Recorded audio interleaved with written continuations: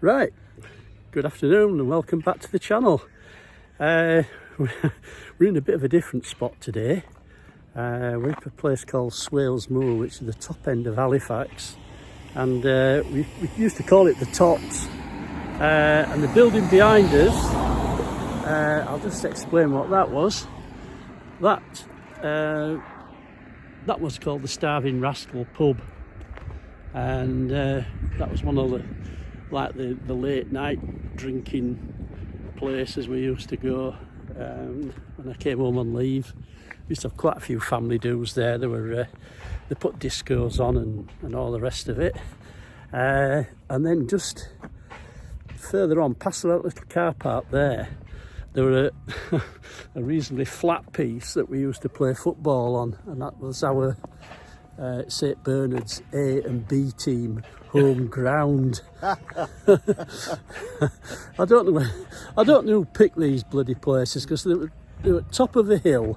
It must have been they must have gone round in Uncle G's minivan looking for the coldest places on earth, and it's yeah, that's where we used to play on a Sunday, middle of bloody winter, running around in shorts and bloody freezing. I can remember one match that we played there. It was the end of the season, a very important match. It was us, Boothtown B team, versus Boothtown, Roy Pollard's crack squad, Boothtown FC. Now they were on level. They were level with our A team, St Bernard's A team, to win the championship that year. And all they needed to do was to beat us.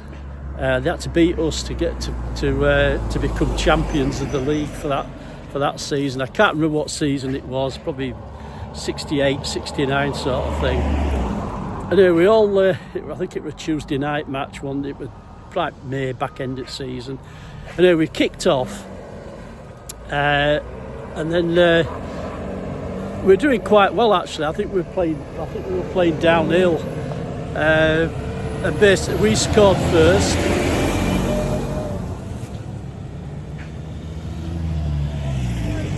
Because we were playing downhill. All these football pitches, they're all on a bloody slant. So what you do, you try and score as many goals as you can playing downhill. I think we won the toss and we elected to play downhill. And by half time we were winning 1-0, which I thought, bloody hell, this is brilliant. And then what happened? They at Boothtown managed to, because they were playing downhill by that time at second half, they scored a goal, so it was 1-1. And we were struggling. We were playing uphill. They were a far superior team to us. And my dad and Uncle G had this idea that every time we got the ball, I mean, they're only 30 minutes each way, the score were level, it were 1-1. So they just shouted every time we got the ball to kick it into touch. So basically we spent the next 20 minutes just booting the ball into touch, and they were getting so frustrated with Boothtown because they wanted to get another goal to win the championship. And every time we got it, I can still hear my dad and uncle kick it into touch. So we just kept booting the bloody ball into touch, and then the referee blew the final whistle, and it was actually my cousin Paddy, was passed away a few years ago, but he were a bit of an ace footballer for us, and he'd scored the goal for St Bernard's, and basically we just sort of put him on our shoulders and carried him off, because he was the one that forced a draw. And then the next game that St Bernard's A team played, they beat, I think it was West Scoresby Rangers or something, and they beat them 3-1, and St Bernard's won the A team won the championship that league. But it were all down to us booting the ball into touch and basically cheating. Like Cheated. Yeah. But it was brilliant. It was absolutely brilliant. And they were sort of letters sent off to the Sunday League for allegations that we'd cheated and everything, but A Protestant team, anyway. yeah. So that's how that's what the result was that year. I think they came back the year after and bloody trounced us all. So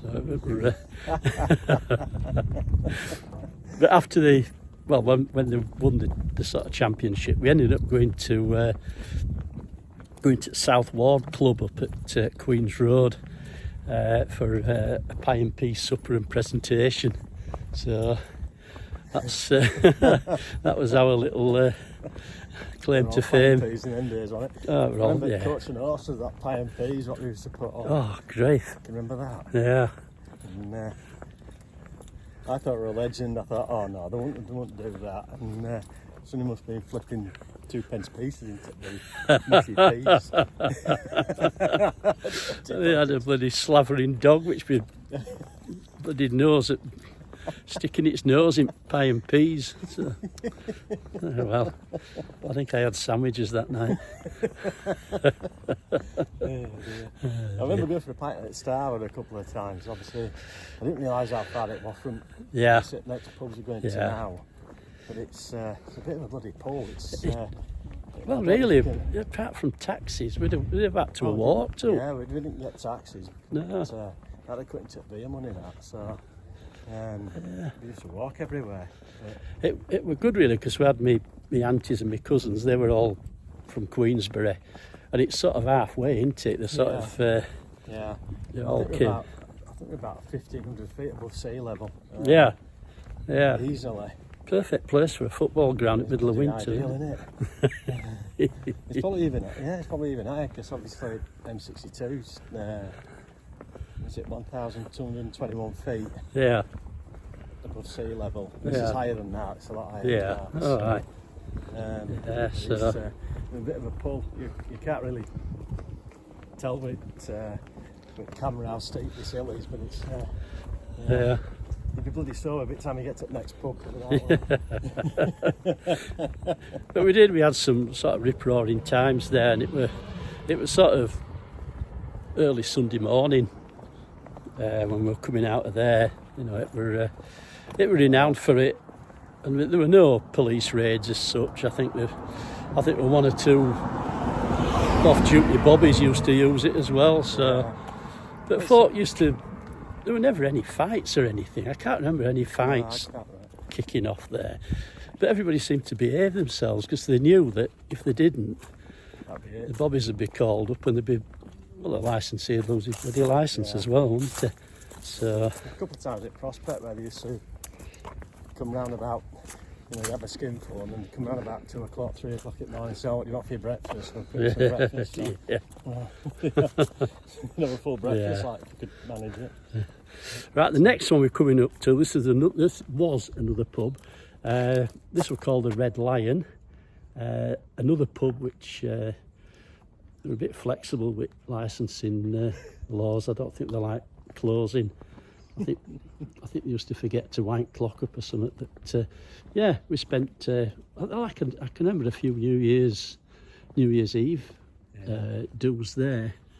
One in particular, I think it must have been New Year 75 into 1976, and it was just before I sailed for the States, and I can remember all my relatives, well, my Uncle Alan saying, "This is going to be a good year for you, is this, Martin?" And he were right, really. It was just a cracking time. Yeah, so that's the Red Lion. I think it's a swimming pool or something. It's a swimming pool now, yeah. Yeah, so you can drink as much as you like there now. A bit of Shibden Valley down there. Yeah, this is Lee Lane. That's one hell of a steep incline, is that one? We used to do a run. We've just been talking about it before we switched the camera on. That we used to do a run from Ambler Terrace up here, up that steep hill we've just come down into Queensbury, down Dean Stones Lane, and then we came up Lee Lane. Well, honest to God, I don't think anybody can run up there. You can. We were just sort of hands and knees because we had this big packs on his back, and these big pair of boots that we used to wear. So that was our training run. Yeah. That was our training run. That. About 7 mile, wasn't it? Yeah, About 7 mile. Finished on Lee Lane, which is a bloody killer. Yeah. And then we'd go past the Sportsman pub. We won't go in for a pint at that time. Right. The next pub we've just come to. It's a private house now, so we can't go trolling round in there looking through the windows and stuff. But this was the Sportsman, another one of our locals. I think they did a good pint of Double Diamond in there as well. So I quite like Double Diamond. It was quite a nice drink, really. So that was a Sportsman. They've since built on a ski slope thing that not too sure if it's still in use or not, but that was a Sportsman. Do you remember all about that one, Michael? I remember walk up to it. I remember walking back. Yeah. But, that were a nice pub. Yeah. Like I say, this is where we'd start off to do, obviously, all the other pubs in Boothtown, obviously. Yeah. From top to bottom, really. Yeah. And then we get into town if there were any energy left. But, so that was quite a nice little pub. It was just like a snug little place. But I say there were so many pubs in those days that you had your choice, really. You had a pick of the pack. A lot of these pubs they did put food on it. Were like traditional 1970s stuff. There were something called a steak Canadian, which were like a small slither of beef. You took all fat out of it, but not left. Yeah, it was just there was that. Canadians gone on eating that. I don't know what Canada had to do with it, but I'm sure Canadian lads and lasses ate bigger steaks than that. And then there was something else, another sort of a mystery dish that suddenly appeared, called chicken in a basket, and I thought it was the name of a song, but we had that chicken in a basket and steak Canadians with chips, everything with chips with everything. And another, I'll just show you this one as well. It's not pub related. Basically, this little place here I'm going to show you. It's just over the road there. That used to be a little sweet shop. So when you're on a walk around the tops, you could call in for a packet of Smarties and a small glass of, I don't know, dandelion burdock or whatever they had in. Now, I can remember my mum and dad saying that when I came on the scene, when I was born in the hospital, but the mum and dad were living in a row of houses, which she said since been pulled down. And I've never been able to, she said it's Pule Hill, and I've never been able to work out where exactly it was. No, I think it might be on that hillside there where that row of trees is there, and you've got a gap between stone wall and a little bit further up. I reckon they're about there. Yeah. On top, they'd have been on to Apex at Hill. Down. Yeah. I'll just let you have a look around the rest of Halifax. We've got the famous crossless chimney there, which we told you about. Then in the far distance, we've got Warehouse Tower. Oh, I can remember. It was in the 70s, and some company that brought their own brand of coffee out called Warehouse Coffee. I don't know what that was all about, but I can certainly remember the Warehouse Coffee. I don't know. Being bloody pretty ropey, wasn't it? Yeah. Like that other bloody stuff. That birds, is it? No, that bloody chicory essence. What were it? Oh, hell yeah, that was awful. awful, that. Yeah, I don't think it were out to do with coffee. No. There was a picture of a Scottish soldier on it, an Indian guy. Oh, that was Camp coffee. Yeah. Yeah. It was like a poor man's like coffee. Liquid coffee, wasn't it? Yeah. Yeah. I don't think it had even seen a coffee bean. I don't know what the hell it was. Right. It's probably made out of boot polish or something, isn't it? Yeah. Go back to the rash. Yeah. So it was like I think they still sell that. Yeah. There's like a cheap equivalent of coffee. I think it must have come out in India. Yeah. But it was cheaper to do that, make coffee out of whatever a chicory is, and then and then flog it off, and people sort of carried on with it in 60s, 70s, and probably into the 80s as well. Yeah. So Have to look. yeah, we're like I say, we're up at Pule Hill, up at top of just before Swalesmoor, and just thought we'd show you that part. Is that what else you can think of, Michael? Well, winters used to be pretty bad up here, so this way used to come like sledging and stuff. Yeah. And then Thomas, a bit later on with his motorbikes, used to come up here. Oh, we're going to cover that. I'm going to take it. We're going to leave that for another time. Let Thomas tell that tale. Yeah. I heard it second hand. I think I was away with Army then when that happened. Yeah.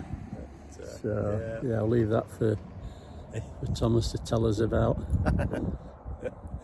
But middle of winter, did the craziest things. Me and my mate used to, we doled off school once, middle of bloody winter, thick as snow, and we set off walking up here into Queensbury, and there was a transport cafe just in the outskirts of Queensbury.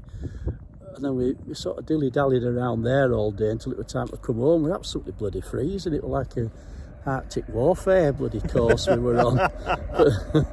But that's Queensbury, it's like that in summer. So right then, I'll just give a quick swivel around here, and you can see Halifax in the background there. It's like I say, we'll come a different route and show you more of that. So so thanks very much, and it's good afternoon from me and good afternoon from him. So, right, so thanks very much for watching, and if you do like the little videos we do, we've got some more planned. They're all very basic. They're no high tech bloody mumbo jumbo with it. It's just it's just us two reminiscing and thinking about how things used to be when we were growing up as kids. So if you do like it, like I say, give it the old thumbs up, subscribe, and just feel free to leave a note.